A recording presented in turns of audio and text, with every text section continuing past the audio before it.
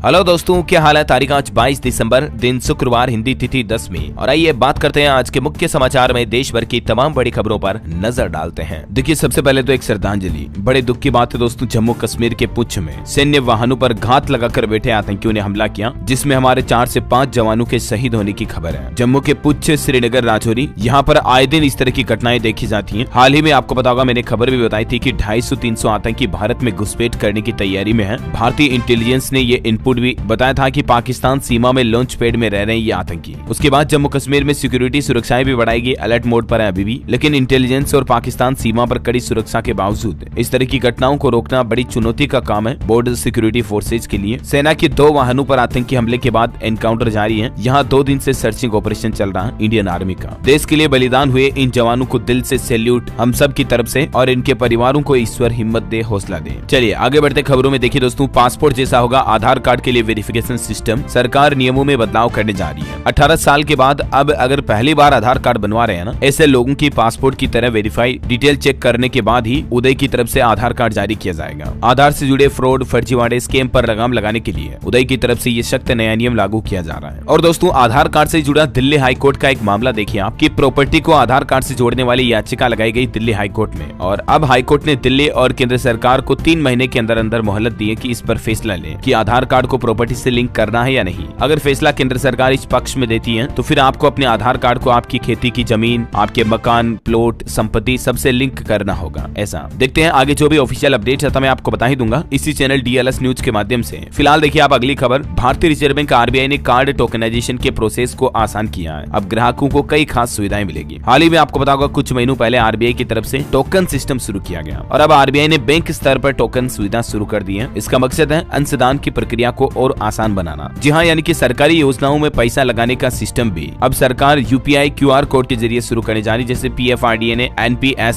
यानी कि राष्ट्रीय पेंशन प्रणाली में ग्राहकों को QR कोड से सीधा UPI के जरिए NPS में पेमेंट करने की सुविधा शुरू कर दी है। ठीक है, NPS योजना में अब सेम डे इन्वेस्टमेंट की सुविधा मिलेगी आपको UPI QR कोड के जरिए निवेश करने पर। अच्छा, इसके अलावा भी और इससे 3 बड़े फायदे होंगे। वो कौन कौन से आप देख सकते हैं। एक तो सेम डे इन्वेस्टमेंट हो गया, मैंने बताया। दूसरा, पीरियोडिकल ऑटो डेबिट सिस्टम भी हो जाएगा और 1 टाइम या रेगुलर कंट्रीब्यूशन कर पाएंगे लोग बाहर। और इसके अलावा भी RBI की तरफ से कार्ड टोकनाइजेशन के प्रोसेस को भी आसान किया जा रहा, ताकि आप अपने डेबिट क्रेडिट कार्ड के जरिए भी सिक्योरिटी तरीके से आसानी से पेमेंट कर पाओ, है ना। चलिए आगे बढ़ते खबरों में। देखिए, जनहित में सरकार का एक बड़ा फैसला। LIC को मिनिमम पब्लिक शेयर होल्डिंग के लिए 10 साल तक का समय दिया है। डिपार्टमेंट ऑफ इकोनॉमिक अफेयर्स की तरफ से ये आदेश जारी किया गया और कहा कि मई 2032 तक मिनिमम शेयर होल्डिंग को पूरा करना है LIC को। ये राहत भी मिली। LIC को भी 25% मिनिमम शेयर होल्डिंग के लिए 10 साल तक का टाइम दिया गया। ओके, और अगला अपडेट देखिए, कृषि श्रमिकों के लिए खुदरा मुद्रास्फीति बढ़कर 7.37% हुई। ग्रामीण श्रमिकों के लिए महंगाई दर 7.13% बढ़ी है। ये आंकड़े आ रहे हैं हाल ही के ताजा खेतीबाड़ी से जुड़े। और एक रिपोर्ट ये भी है कि चावल के बढ़ते दाम को थामने में जुटी सरकार। पिछले 1 साल में 15% तक खुदरा कीमतों में बढ़ोतरी हुई है चावल की, यानी कि चावल की रिटेल महंगाई दर बढ़ी है। 13 से 15% तक महंगा हुआ पिछले 1 साल में चावल हमारे देश में, ऐसा। और इसके अलावा भी वैसे भी देश में खाने पीने की चीजें, LPG रसोई गैस से लेकर पेट्रोल डीजल, काफी चीजें बहुत ज्यादा महंगी हैं, जिनसे सरकार को, आम आदमी को राहत देनी चाहिए। हमने कल ही आपको पता होगा महंगाई और बेरोजगारी के मुद्दे पर बड़ी बेबाकी से बात की थी, जिसमें आप सब दोस्तों ने भी खूब सपोर्ट दिखाया कमेंट करके। इसके लिए आपका दिल से शुक्रिया। और चलिए आगे बढ़ते हैं खबरों में। देखिए आप, आजकल आपको पता होगा दोस्तों, संदीप माहेश्वरी और विवेक बिंद्रा, इन दोनों के बीच कंट्रोवर्सी चल रही है। दोनों ही बहुत अच्छे और शानदार मोटिवेशनल स्पीकर तो है ही, इस सदी के सबसे बड़े मोटिवेशन प्रोवाइडर बंदों के रूप में आप इन्हें समझ सकते हैं। दोनों के यूट्यूब पर अच्छे खासे चैनल पर सब्सक्राइबर है, एक के 28 मिलियन, एक के 21 मिलियन। इनकी कंट्रोवर्सी कब से शुरू हुई? अभी सप्ताह भर पहले संदीप माहेश्वरी सर ने एक वीडियो डाला था बिग स्कैम एक्सपोज करके, उसके बाद से ये कंट्रोवर्सी शुरू हुई। अब आखिर ये विवाद क्या है ये तो मैंने आपको बताया, लेकिन इसी बीच अब संदीप माहेश्वरी ने घोषणा कर दी कि वो विवेक बिंद्रा के खिलाफ लड़ाई लड़ने के लिए सबसे बड़ी लॉ फर्म को हायर करेंगे और इसके लिए वो अपने यूट्यूब चैनल पर एड भी चालू करेंगे। ऐसा उन्होंने कल ही एक वीडियो में घोषणा की थी, आपको पता होगा। बहरहाल आपको क्या लगता है दोस्तों, कमेंट करके बता सकते हैं आप अपनी राय नीचे। और फिलहाल देखिए आप अगली बड़ी खबर। बजट के बाद सरकारी कर्मचारियों को मिलेगी 300 छुट्टियां, सरकार बदल सकती है नियम। ऐसी भी मीडिया रिपोर्ट्स आ रही कि केंद्रीय वित्त मंत्री निर्मला सीतारमण 1 फरवरी 2024 को जब 6ठी बार बजट पेश करेगी, इस दौरान कर्मचारियों की छुट्टियों को जो अभी 240 मिलती है अर्जित अवकाश, उनको बढ़ाकर 300 किया जा सकता है। ऐसा लेबर कोड के नियमों में बदलाव को लेकर श्रम मंत्रालय, लेबर यूनियन और उद्योग जगत के प्रतिनिधियों के बीच बातचीत भी चल रही है। देखते हैं आगे और ऑफिशियल अपडेट जो भी आएंगे मैं आपको बता ही दूंगा। फिलहाल देखिए आप अगली खबर। PM मोदी ने एक ब्रिटिश अखबार को इंटरव्यू दिया और उसमें प्रधानमंत्री बोले कि हम ऐसी प्रणाली बना रहे हैं जिसमें दुनिया का कोई भी शख्स भारत में अपने घर जैसा महसूस करे। ऐसा समझ रहे हो दोस्तों, मतलब प्रधानमंत्री का कहना कि भारत में इस तरह का सेफ इन्वायरमेंट क्रिएट करना। चलिए अगली खबर देखिए आप। पाकिस्तान से लौटने के बाद पहली बार अपने बेटे से मिली अंजू। मम्मी के साथ रहने पर बेटे ने एक जवाब भी दिया और अभी पाकिस्तान का पति अंजू का जो नसरुल्लाह वो फंसने जा रहा है। अंजू बोले कि उसके पूर्व पति अरविंद ने खुद उसके बेटे को अपनी माँ के पास भेजा है। अंजू से जब पूछा गया कि क्या अपने बच्चों को लेकर वापस पाकिस्तान लौट जाएगी, तो वो बोली फिलहाल तो कि ऐसा कुछ भी नहीं है, इसके बारे में उसने सोचा नहीं है। हालांकि अंजू से मिलकर उनके बेटों ने कहा कि वो अपने पहले वाले पिता अरविंद के साथ ही रहना चाहेंगे, नसरुल्लाह के साथ नहीं। ऐसा। और चलिए खबर देखिए आप। पाकिस्तान के पूर्व प्रधानमंत्री नवाज शरीफ ने भारत की तारीफ करते हुए कहा कि हमारे पड़ोसी चांद तक पहुंच गए और हम अभी तक जमीन से भी नहीं उठ पाए। ये एजिटेड शब्द हैं पाकिस्तान के पूर्व पीएम नवाज शरीफ के। उन्होंने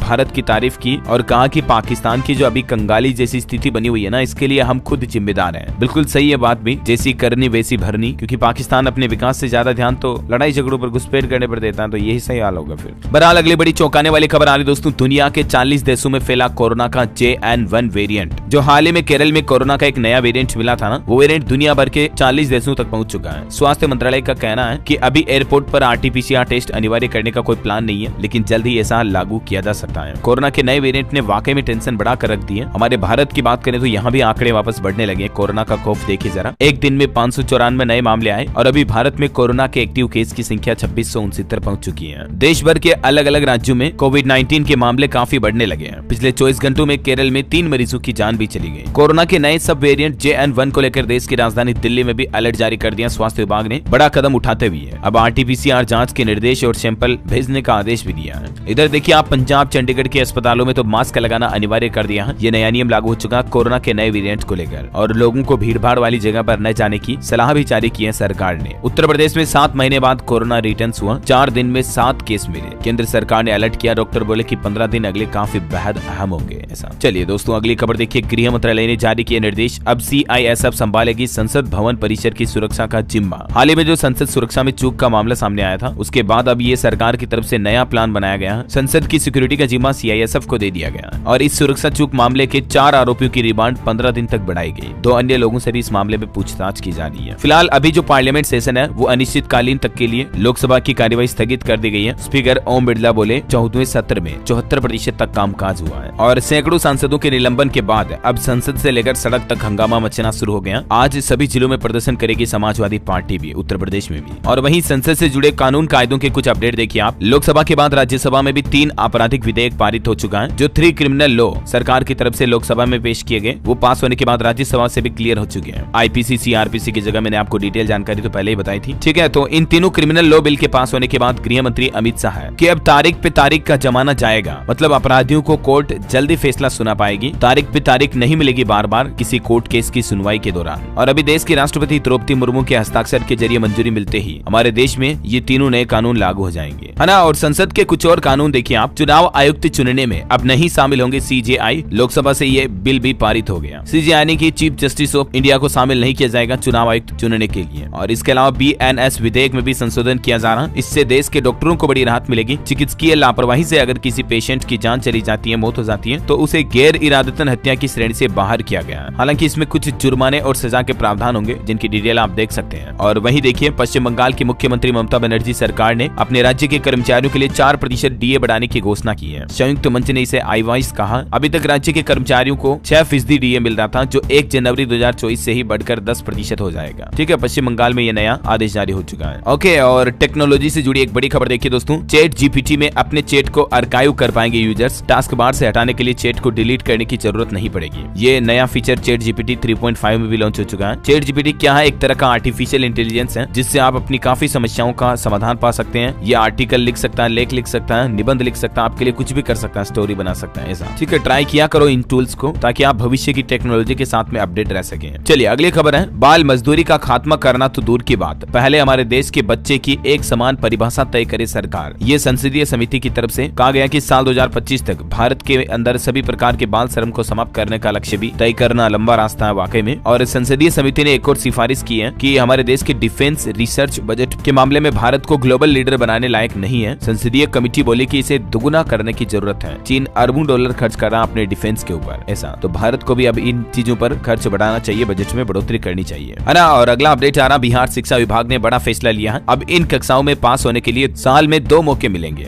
बिहार बोर्ड की ओर से हाल ही में मैट्रिक और इंटरमीडिएट परीक्षाओं का शेड्यूल जारी किया गया। और इस बीच बिहार शिक्षा विभाग ने फैसला लिया 5वीं, 8वीं, 9वीं और 11वीं के स्टूडेंट्स को फेल होने के बाद भी परीक्षाओं में एक बार फिर से पास होने का मौका दिया जाएगा। ऐसा ये नया सिस्टम 2024 से ही शैक्षणिक सत्र से लागू करने का प्लान है। और खबर देखिए दोस्तों, तमिलनाडु के मंत्री उनकी पत्नी को 3 साल तक की जेल की सजा सुनाई गई। आय से ज्यादा संपत्ति के जुर्म में कोर्ट ने ये फैसला सुनाया। विधायकी और मंत्री पद भी गया इनका। मद्रास हाई कोर्ट ने 21 तारीख को आय से ज्यादा प्रॉपर्टी मामले में तमिलनाडु के पूर्व उच्च शिक्षा मंत्री के पोनमुडी और उनकी पत्नी को ये सजा सुनाई है। ये कौन है पोनमुडी? 72 साल इनकी उम्र है और मौजूदा समय में ये विधायक भी थे। ये तमिलनाडु के मुख्यमंत्री M.K. स्टालिन के नेतृत्व वाली द्रमुक सरकार के ही मंत्री हैं, उन्हीं की पार्टी से जुड़े हैं। ऐसा ठीक है। और अगली खबर देखिए आप, समंदर में और बढ़ेगी भारत की ताकत, नौसेना को जल्द ही मिलेंगे 26 राफेल समुद्री लड़ाकू जेट भी। और खेल समाचार पर बड़ी अच्छी खबर आई, इंडिया वर्सेस साउथ अफ्रीका में भारत ने तीसरे वनडे में दक्षिण अफ्रीका को 78 रन से हराया और इस सीरीज को 2-1 से जीत लिया है। अर्शदीप ने 4 विकेट लिए। अफ्रीका में दूसरी बार ये वनडे सीरीज भारत ने जीती है। मेजबानों को निर्णायक मुकाबले में 78 रन से हराकर भारत ने ये शानदार जीत हासिल की है। मेनी कांग्रेट्स टीम इंडिया को। और टीम इंडिया के लिए एक लाइक तो बनता है यार दोस्तों, फटाफट से लाइक कर दीजिए। और DLS न्यूज चैनल को सब्सक्राइब भी नहीं कर रखा तो वो भी करके बेल आइकन दबा दो, ताकि आपको सरकारी योजनाओं की जानकारी, सरकार के नए नियम के बारे में अपडेट सबसे पहले आपको DLS पर मिलता रहेगा। ठीक है ना, मतलब DLS न्यूज के जरिए आपके मोबाइल पर मिल जाएगा। और चलिए फिलहाल अपन आज के मौसम समाचार पर नजर डाल लेते हैं। देखिए चक्रवाती तूफान पर एक आंकड़ा आ रहा है कि तूफान से समुद्री तट राज्यों में धान उत्पादन प्रभावित हुआ है। विशेषज्ञों के मुताबिक मीचोंग चक्रवात तूफान के बाद हो रही बारिश से और नुकसान बढ़ा है। कृषक के मजदूरों को बीमा का लाभ भी नहीं मिल पा रहा। ये ग्राउंड रिपोर्ट निकल कर आ रही है चक्रवाती तूफान की बारिश के माहौल के बीच। और उत्तराखंड में 22-23 तारीख तक बदलेगा मौसम का मिजाज। आज और कल पर्वतीय क्षेत्रों में बारिश और बर्फबारी होने के आसार हैं। इसके चलते प्रदेश भर में ठंड और ज्यादा बढ़ेगी। स्काईमेड वेदर की रिपोर्ट के मुताबिक अगले 24 घंटों के दौरान देश के अंदर मौसम की संभावित गतिविधियां क्या रह सकती हैं, जिसकी जानकारी भी आप देख सकते हैं स्क्रीन पर। चलिए दोस्तों सराफा बाजार पर नजर डालें तो देखिए आज के सोना चांदी के भाव में गोल्ड के रेट में 50 रुपए की गिरावट आई है, यानी सोना 50 रुपए सस्ता होकर 63,050 रुपए प्रति 10 ग्राम चल रहा है। दिल्ली सराफा बाजार का यह आंकड़ा है। हालांकि चांदी की कीमत में बढ़ोतरी देखी गई, 600 रुपए की बढ़ोतरी होकर 79,100 रुपए प्रति किलोग्राम चांदी का रेट पहुंच गया। चलिए अगली खबर देखिए, सरकार ने संसद में दी जानकारी। देश के 15 एयरपोर्ट्स पर बेकार खड़े हैं 164 विमान एयरलाइंस कंपनियों के। और उत्तर प्रदेश में योगी सरकार का सरकारी नौकरियों में आरक्षण को लेकर बड़ा फैसला। निकायों की नौकरी में भी दिव्यांगों को मिलेगा 4% आरक्षण। इस संबंध में शासनादेश जारी हो चुका है। समूह क, ख, ग और घ के पदों पर ये आरक्षण दिए जाएंगे। और खबर है सेना के कार्यक्रम में शामिल होने के लिए 23 तारीख को जैसलमेर आएंगी देश की राष्ट्रपति द्रौपदी मुर्मू। कल राजस्थान के राज्यपाल से भी मुलाकात करेगी। और एक रिपोर्ट देखिए, देरी से पैन कार्ड, आधार कार्ड लिंक करने वालों से सरकार ने वसूले 2125 करोड़ रुपए जुर्माने के तौर पर। और श्रद्धा से जुड़ी एक बड़ी खबर देखिए दोस्तों, आंध्र प्रदेश के कक्कीनाडा में एक हनुमान मंदिर के धार्मिक अनुष्ठान कार्यक्रम में 1 लाख केले चढ़ाए गए भगवान हनुमान को। ये केलों का आप ढेर भी देख सकते हैं, 1 लाख केलों का प्रसाद चढ़ाया। अच्छा, और हरियाणा में एक नई सुविधा शुरू होने जा रही है। रोडवेज बस, मेट्रो और टोल पर अब आप एक ही कार्ड से भुगतान कर सकेंगे और उसी कार्ड से शॉपिंग भी कर पाएंगे। नेशनल मोबिलिटी कार्ड हरियाणा के रोडवेज विभाग हिसार की ओर से भेजे जा रहे हैं। ये कार्ड बिल्कुल फ्री में उपलब्ध कराए जाएंगे लोगों को धीरे धीरे हरियाणा के सभी जिलों में। और खबर है, आम आदमी पार्टी सांसद संजय सिंह की जुडिशियल कस्टडी 10 जनवरी तक बढ़ाई गई। 78 दिन से जेल में बंद है आपके सांसद। शराब घोटाला केस में ये भी आरोपी पाए गए। खबर है, छत्तीसगढ़ मंत्रिमंडल का विस्तार आज होगा। मुख्यमंत्री विष्णुदेव ने की घोषणा। बृजमोहन अग्रवाल, OP चौधरी समेत 9 विधायक मंत्री बनेंगे। और देखिए हरियाणा के मुख्यमंत्री मनोहर लाल खट्टर ने गुरुग्राम में बाइक राइडिंग की, मतलब मोटरसाइकिल चलाई उन्होंने। और आसपास के एरिया में गंदगी देखकर नगर निगम कमिश्नर, ज्वाइंट कमिश्नर का वेतन काटने के आदेश भी दिए। एजेंसी को 1 लाख का जुर्माना भी लगाया। हरियाणा के ओलंपियन बॉक्सर छोड़ेंगे पॉलिटिक्स। विजेंद्र सिंह ने सोशल मीडिया पर लिखा कि राजनीति को राम राम भाई। ये कांग्रेस से चुनाव भी लड़ चुके हैं। राहुल गांधी के साथ भारत जोड़ो यात्रा में भी इनकी तस्वीरें आप देख सकते हैं। चलिए खबर है दोस्तों, राजधानी दिल्ली में अब किसी भी सब रजिस्ट्रार ऑफिस में करवा सकेंगे प्रॉपर्टी का रजिस्ट्रेशन। केजरीवाल सरकार ने दिल्ली के लोगों को सुविधा देते हुए ये बड़ा फैसला लिया। दिल्ली में अब लोग अपनी सहूलियत के अनुसार किसी भी सब रजिस्ट्रार ऑफिस में भी अपनी प्रॉपर्टी, जमीन, मकान, प्लॉट वगैरह का रजिस्ट्रेशन करवा सकेंगे और ऑनलाइन अपॉइंटमेंट की सुविधा भी मिलेगी। खबर है, बिहार विशेष शिक्षक पात्रता परीक्षा की उम्र सीमा में 10 साल तक की छूट दी गई है। Special school teacher eligibility test में बिहार सरकार की तरफ से ये उम्र सीमा में छूट देने का फैसला किया है। ज्यादा जानकारी आप इस बारे में इस पोर्टल पर चेक कर लीजिएगा। आज लास्ट डेट है आवेदन करने की, तो मैंने आपको अलर्ट के तौर पर बता दिया। और खबर है, दिल्ली में जजों के आवास बनाने पर अब सुप्रीम कोर्ट ने जारी किए नए दिशा निर्देश। कहा कि कोर्ट रूम बनाने का प्रावधान करने के लिए समय सीमा तय की जाए। और खबर है, देश भर में हलाल उत्पादों पर प्रतिबंध लगाने की मांग की है। हिंदुत्वनिष्ठ संगठनों ने सरकार से मांग करते हुए कहा कि उत्तर प्रदेश में प्रतिबंध हो सकता है तो छत्तीसगढ़ में भी संभव है। और बड़ी खबर देखिए, मध्य प्रदेश के मुख्यमंत्री डॉक्टर मोहन यादव बोले कि कोई भी योजना बंद नहीं होगी। जो MP में पुरानी योजनाएं चल रही, लाडली बहना वगैरह, किसी को भी बंद नहीं किया जाएगा। विधानसभा में उन्होंने कहा कि लाडली लक्ष्मी समेत सभी योजनाओं के लिए पर्याप्त धनराशि है। वैसे 26 दिसंबर को मध्य प्रदेश इंदौर का दौरा करेंगे मोहन यादव। बड़ा गणपति से कृष्णपुरा छतरी तक सीएम यादव का रोड शो भी होगा। एमपी में कोरोना पर भी अपडेट आ रहा, 3 एक्टिव केस हैं। इंदौर में एक और पॉजिटिव मिला, भोपाल में 12 कोविड संदिग्ध मरीज पाए गए। बड़ी खबर है, हरियाणा के कर्मचारियों को मिलेगी बड़ी राहत। ग्रुप ए, बी और सी की प्रमोशन पॉलिसी का ड्राफ्ट तैयार हो चुका है। सरकारी विभागों से 15 दिन में रिएक्शन मांगे हैं हरियाणा की मनोहर लाल खट्टर सरकार ने। और वहीं हरियाणा में लॉ एंड ऑर्डर का हाल जानेंगे गृह मंत्री अमित शाह। आज चंडीगढ़ में रिव्यू मीटिंग होगी। एनसीआरबी रिपोर्ट भी चिंता बनी, 1 साल में 2.5 लाख केस दर्ज हुए। खबर देखिए, बिहार में 3 दिन के दौरे पर पहुंचे आरएसएस प्रमुख मोहन भागवत। बिहार पटना से भागलपुर के लिए रवाना हुए। 22 दिसंबर को महर्षि मेही आश्रम में संतों से मुलाकात करेंगे। बिहार को विशेष राज्य का दर्जा दे केंद्र सरकार। भारतीय कम्युनिस्ट पार्टी के जिला अध्यक्ष चंद्रशेखर सिंह ने भी अब ये मांग की और इसको लेकर लखीसराय में धरना प्रदर्शन भी किया। खबर है, बिहार में 2.5 करोड़ की लागत से सड़क नालों का निर्माण होगा। बेतिया महापौर ने 22 परियोजनाओं का कार्यादेश जारी किया। और बड़ी खबर देखिए, उत्तर प्रदेश में आईजीआरएस पर शिकायतों के निस्तारण में लापरवाही पर मुख्यमंत्री योगी आदित्यनाथ ने सख्त निर्देश जारी करते हुए ईओ बिस्वा समेत 6 अधिकारियों को सस्पेंड किया और कई अधिकारियों को सचेत भी किया। छत्तीसगढ़ में डीएमएफ के नियम बदल चुके हैं, वो सारे काम निरस्त किए गए जिसमें राशि स्वीकृत थी पर काम शुरू नहीं हुआ। छत्तीसगढ़ की नई सरकार ने ये फैसला लिया। और छत्तीसगढ़ में कल ही किसानों के लिए भी सरकार ने फैसला लिया था, 21 क्विंटल प्रति एकड़ धान की खरीदारी की जाएगी। 1 नवंबर से ये आदेश लागू माना जाएगा। मैंने आपको इसके बारे में जानकारी बताई भी थी, है ना। और वहीं देखिए दोस्तों, गुजरात में भी कोरोना के नए वेरिएंट को लेकर अलर्ट जारी हुआ। 4 प्रमुख शहरों में रैपिड टेस्ट व आइसोलेशन वार्ड शुरू किए गए। ऑक्सीजन प्लांट भी तैनात है, डॉक्टर स्टैंड बाय मोड पर है। अच्छा, हिमाचल में देखिए सरकार का बड़ा फैसला,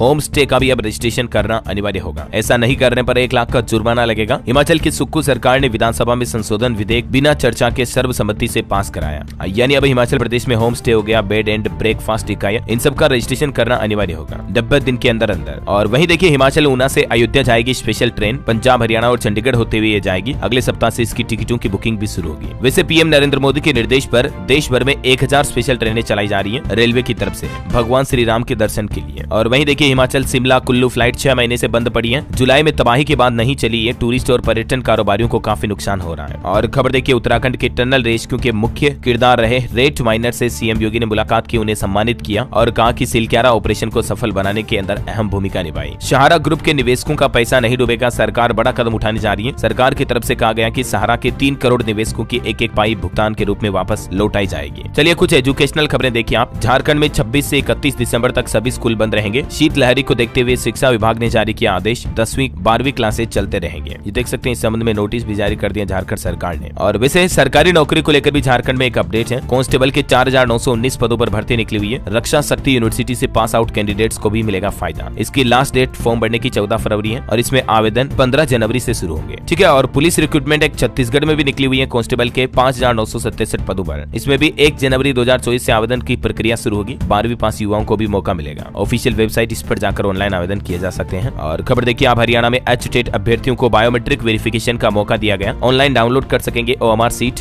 यूएमसी केसों की सुनवाई 26 दिसंबर को एचबीएससी करेगा। बिहार में 10 तारीख से शुरू होंगे इंटरमीडिएट की प्रायोगिक परीक्षा के एग्जाम। 10 से 20 फरवरी तक वार्षिक परीक्षाएं होंगी। यूपी में केट 2023 का रिजल्ट जारी हुआ। लखनऊ के शोभित नंदन ने 99.99% स्कोर हासिल किया। इस परीक्षा में देश भर के 14 अभ्यर्थियों ने 100% हासिल की है। दिल्ली के सरकारी स्कूलों में शीतकालीन अवकाश कम हुए। इस बार छात्रों को कितने दिन की छुट्टी मिलेगी तो देख सकते हैं आप, दिल्ली में खराब हवा के कारण स्कूलों में 9 से 18 नवंबर तक छुट्टी कर दी गई थी और इसीलिए दूसरे चरण में होने वाली शीतकालीन छुट्टियों को कम किया गया। शिक्षा निदेशालय ने सभी स्कूलों को 1 जनवरी से 15 जनवरी तक अवकाश दिए जाने की घोषणा की थी, लेकिन अब इन छुट्टियों में कटौती की जाएगी। अब किस तारीख तक छुट्टियां रहेगी तो नया आदेश आते ही मैं आपको अपडेट कर दूंगा। और खबर देखिए, इजराइल हमास जंग पर अपडेट है। 20,000 मौतें, सीज फायर को तैयार नहीं है हमास। इजराइल ने 40 बंधकों की आजादी के बदले 7 दिन के युद्ध विराम का प्रस्ताव दिया था। मार्केट से कुछ अपडेट है। ग्रीन एनर्जी में 8,322 करोड़ इन्वेस्ट करेगा Adani group. Adani green energy विस्तार और फाइनेंशियल जरूरतों के लिए बॉन्ड्स भी जारी करेगी। टोयोटा ने दुनिया भर से 11,20,000 गाड़ियां वापस बुलाई। एयरबैग के सेंसर में डिफेक्ट के कारण रिकॉल किया। फ्री में पार्ट्स बदलेगी कंपनी। अगर आपके पास भी टोयोटा की कार है, गाड़ी है, तो आप अपने नजदीकी शोरूम में जाकर एक बार चेकअप जरूर करवा लें। और मोबाइल लॉन्चिंग पर अपडेट है। Samsung Galaxy A50 5G phone और A25 5G दोनों फोन 26 दिसंबर को लॉन्च होंगे। दोनों में आपको 50 मेगापिक्सल का ट्रिपल रियर कैमरा सेटअप भी मिलेगा। और खबर है, उत्तर प्रदेश में आयुर्वेदिक चिकित्सालयों में जल्द तैनात होंगे 601 नए चिकित्सा अधिकारी। हर जिले में भेजे जाएंगे 5 से 10 अधिकारी। यूपी में अटल बिहारी वाजपेयी जी की जयंती के मौके पर लखनऊ में होगा अटल गीत गंगा का आयोजन। कवि कुमार विश्वास काव्य पाठ भी करेंगे इसमें 24 दिसंबर को। और बड़ी खबर देखिए, उत्तर प्रदेश में योगी आदित्यनाथ ने अयोध्या के होटल धर्मशाला में एडवांस बुकिंग कैंसिल करने का आदेश दिया। 22 जनवरी को सिर्फ राम मंदिर प्राण प्रतिष्ठा के गेस्ट ही ठहरेंगे होटलों में। योगी आदित्यनाथ ने रामलला और हनुमान जी की आरती उतारी। बंद लिफाफे में दक्षिणा भी दी। हनुमानगढ़ी के गेट पर जाला देख नाराज हुए संतों से मुलाकात भी की। अयोध्या के विजिट की कुछ तस्वीरें देख सकते हैं आप सीएम सीएम योगी की। राम मंदिर का जायजा भी लिया उन्होंने, मंदिर निर्माण की तस्वीरें भी आप देख सकते हैं। वैसे आपको बता दूं इसी महीने 30 तारीख को पीएम मोदी अयोध्या आ रहे हैं, एयरपोर्ट और रेलवे स्टेशन का लोकार्पण करेंगे और अब अयोध्या से कोयम्बटूर तक भी इन 5 शहरों में दौड़ेगी वंदे भारत ट्रेन। रामलला के दर्शन के लिए आप बुकिंग भी करा सकते हैं। इससे पहले से ही पीएम मोदी 30 तारीख को ये वंदे भारत को भी हरी झंडी दिखाएंगे। योगी आदित्यनाथ ने कहा कि 30 दिसंबर को पीएम मोदी का भव्य नागरिक अभिनंदन किया जाएगा अयोध्या में। और सीएम योगी ने एक और घोषणा की, यूपी के हर गाँव में बनेगा खेल का मैदान और ओपन जिम भी। ठीक है, और अंतर्राष्ट्रीय न्यूज से एक बड़ी चौंकाने वाली खबर देखिए दोस्तों। सेंट्रल प्राग की एक यूनिवर्सिटी में एक हमलवार ने फायरिंग कर दी जिसमें 15 स्टूडेंट्स की जान चली गई। 30 घायलों में से 13 की हालत भी गंभीर है, हमलवार भी मारा गया। बॉलीवुड से खबर है, एनिमल फिल्म देश की तीसरी सबसे ज्यादा कमाने वाली हिंदी फिल्म बन चुकी है और युवाओं के लिए मोटिवेशन की प्रेरणा की एक खबर बताता हूँ। देखिए, हरियाणा हिसार की रेसलर अंतिम पंगाल को अर्जुन अवार्ड मिलेगा। पिता ने बेटी की पहलवानी के लिए जमीन बेच दी, रोज 7.5 घंटे प्रैक्टिस करती थी, अब ये ओलंपिक में भी खेलेगी। मेनी कांग्रेट्स अंतिम पंगाल को। वाकई में अब तक इन्होंने कौन कौन से मेडल जीते हैं जिनकी लिस्ट भी आप देख सकते हैं। करंट अफेयर्स के हिसाब से भी ये इंपॉर्टेंट है, तो ध्यान में रखिएगा। वैसे मध्य प्रदेश खरगोन के ऐश्वर्य को भी मिलेगा अर्जुन अवार्ड। बचपन में छर्रे वाली बंदूक से ये गुब्बारे फोड़ते थे निशानेबाजी में। 3 साल से भारतीय शूटिंग टीम का हिस्सा है ये। चलिए, खबर है उत्तर प्रदेश वाराणसी ज्ञान व्यापी में एएसआई सर्वे रिपोर्ट सार्वजनिक करने पर सुनवाई टली। अब इस मामले पर 3 जनवरी को सुनवाई होगी। और खबर है दिल्ली में मध्य प्रदेश के सांसदों से मिले मुख्यमंत्री डॉक्टर मोहन यादव। राज्यसभा सांसद दिग्विजय सिंह भी पहुंचे, मध्य प्रदेश भवन में डिनर भी हुआ। और अंत में आपको एक बार फिर से ये चेतावनी देना चाहूंगा, कफ सिरप को लेकर जो डीसीजीआई ने फैसला लिया 4 साल से छोटे बच्चों के लिए खांसी जुकाम के सिरप, इस दवाई को लेकर सरकार की तरफ से चेतावनी जारी की गई है। कई सारे बच्चों के मौत के दावे के बाद सरकार ने इस दवा पर प्रतिबंध लगा दिया। एक स्पेशल कॉम्बिनेशन वाली दवाइयां जो है इन पर प्रतिबंध लगाया गया। क्लोरफेनिराइमन, मेलेट और फिनाइलफ्राइन वाले कफ सिरप खतरनाक है। ये दवाइयों के मिश्रण वाली दवाओं को आप भी अपने बच्चों को ना दें। सरकार ने दवा कंपनियों को भी हिदायत दी कि चेतावनी लिखें। इस संबंध में देख सकते हैं आप, फार्मा कंपनियों को इन दवाओं पर चेतावनी लिखने के निर्देश भी दिए हैं। इसके बारे में डिटेल जानकारी मैंने आपको कल डीएलएस न्यूज चैनल पर बताई भी थी। अगर आप जानना चाहते हैं तो चैनल पर जाकर देख लीजिएगा। 4 साल से छोटे बच्चे अगर आपके घर में हैं तो ये 2-2.5 मिनट का वीडियो, सिर्फ इसे पूरा देख लीजिएगा, ठीक है ना। और चलिए अंत में आज के राशिफल पर नजर डालें तो देखिए, वृश्चिक और मकर राशि के लोगों को मिलेगा सितारों का साथ। मीन राशि वालों के प्रमोशन के योग बनेंगे। वृष राशि के लोगों के काम की गति बढ़ेगी। सिंह राशि के लोग बात करते समय संयम रखें, वरना वाद विवाद हो सकते हैं। चलिए, आज का जनरल नॉलेज का एक क्वेश्चन है डीएलएस माइंड क्विज में कि भारत में पहली रेल कब चली थी? 1850 में, 51, 52 या 53 में? ABCD which is right option, let me know in the comment box. सही जवाब देने वाले लोगों को रैंडमली सेलेक्ट किया जाएगा डीएलएस न्यूज टीम की तरफ से और आप जीत सकते हैं एक शानदार सरप्राइज गिफ्ट जो कि गिव अवे के रूप में आप तक पहुंचे दिया जाएगा। और इसी के साथ ही अगर आपको वीडियो अच्छा लगा तो इसे लाइक करना, शेयर भी करना। डीएलएस न्यूज चैनल को सब्सक्राइब करके बेल आइकन जरूर दबा देना रोजाना ऐसी इन्फॉर्मेटिव काम की खबरें देखते रहने के लिए। जय हिंद, जय भारत, वंदे मातरम।